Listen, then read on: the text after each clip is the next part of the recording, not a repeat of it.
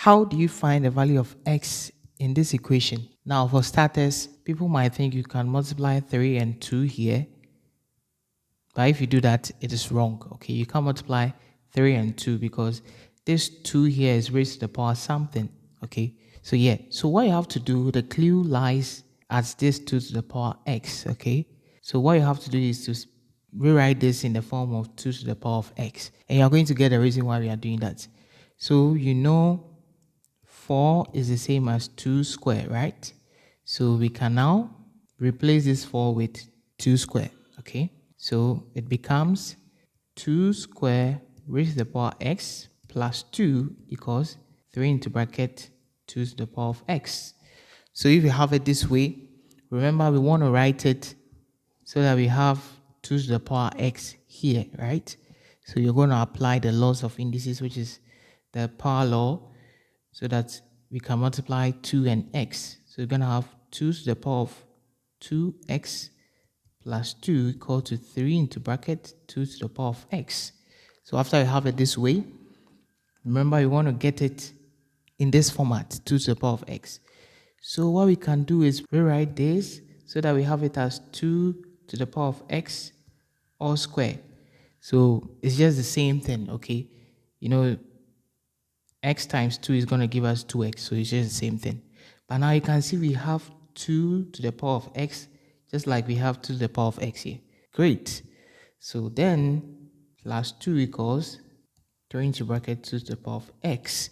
So then here's a trick. So, you know, solving it this way will be very complicated. So what you can do is to simplify it. And we can say, let 2 to the power of x be equal to y, okay? So then what do? We're going to have y squared plus 2 equals 3 into bracket y, which is going to give us y squared plus 2 equals 3y. So what we did was we replace all 2 to the power of x by y, okay? That's what we have here. So then you realize this is now a quadratic equation. So quadratic equation, how do you solve quadratic equations? So, you know, we can rearrange this so that we have it in the form of quadratic equation, which is ax squared plus bx plus c equals 0. It now becomes y squared minus 3y plus 2 equals 0. So to solve this using the factorization method, you have to find two factors to multiply to get 2 and to add to get negative 3. And you realize those two factors are negative 1 and then negative 2, because negative 1 plus negative 2 is going to give us negative 3, and then when you multiply it's going to give you 2. Great. So what you have to do is rewrite the equation in that format by replacing negative 3 by negative 1 and then negative 2. So it's just going to be y squared minus negative 1y, okay, which is the same as negative y, minus negative 2, so minus 2y plus 2 equal to 0. So we haven't changed the equation, you know, just this is going to give you this, right?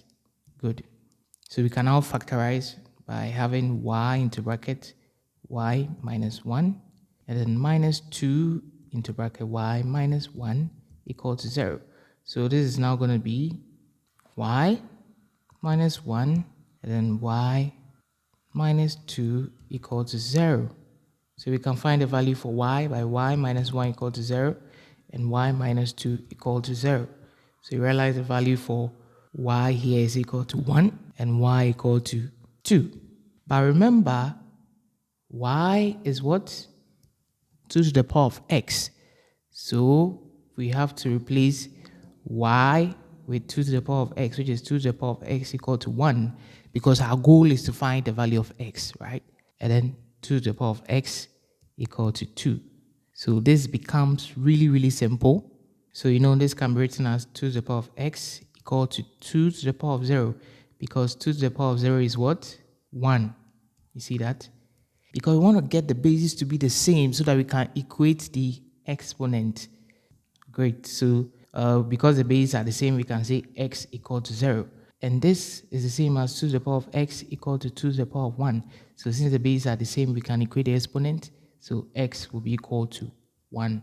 So now we have two answers for x. So we have x equal to 0 and x equal to 1. So if you want to test it, you can put it back into the equation, which is 4 to the power of x plus 2 equal to 3 into bracket 2 to the power of x. So if you have x to 0, so if x is 0, you're going to have 4, 0 plus 2 equal to 3 into bracket 2 power 0, which is 1 plus 2 equal to 3 into bracket 1, which is 3 equal to 3. So that is right. And if x is equal to 1, we're going to have 4 to the power of 1 plus 2 equal to 3 into bracket 2 to the power of 1, which is going to be 4 plus 2 equal to 6, which is 6 equal to 6.